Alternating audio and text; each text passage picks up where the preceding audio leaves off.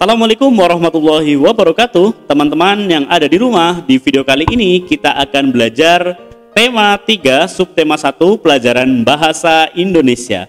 Baiklah teman-teman, sebelum kita lanjut, apakah kalian melihat ada yang berbeda dari penampilan Ustaz Taufik? Ya, yang berbeda biasanya Ustaz Taufik memakai sebuah mikrofon ya yang dicepit di sini, namanya mic clip on. Namanya mic clip on ya. Nah, sekarang Ustaz Taufik memakai mic yang kalian lihat ya seperti ini, biasa dipakai di panggung untuk nyanyi ataupun para wartawan ya. Ini namanya mic dynamic atau mic dinamik ya. Apa ada hubungannya dengan pelajaran hari ini? Ada ya teman-teman.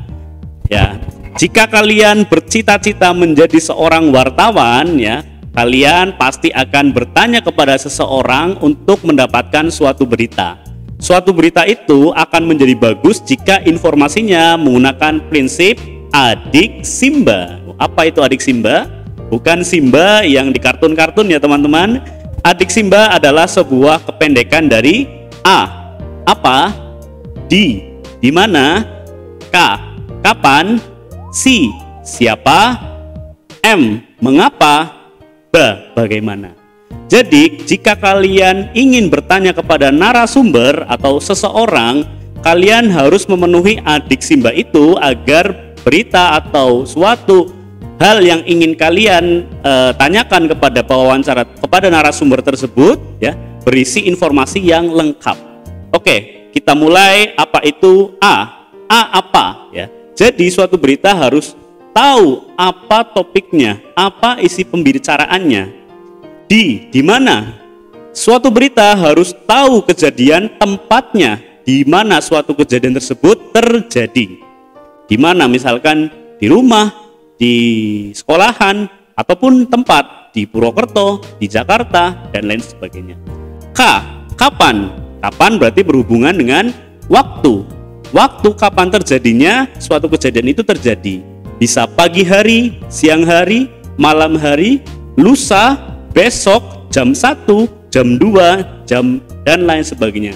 Kapan berhubungan dengan waktu. Adiksi, siapa? Siapakah yang terlibat dalam suatu kejadian tersebut? Misalkan kalian, teman kalian, ataupun seseorang ya, petani ya, intinya adalah subjeknya. M, mengapa? Mengapa kejadian tersebut terjadi? Ya. Kemudian B, bagaimana? Bagaimana adalah cara.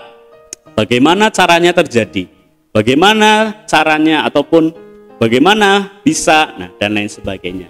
Oke, kita contohkan ya teman-teman. Misalkan kita akan membahas tentang penanaman padi di sawah.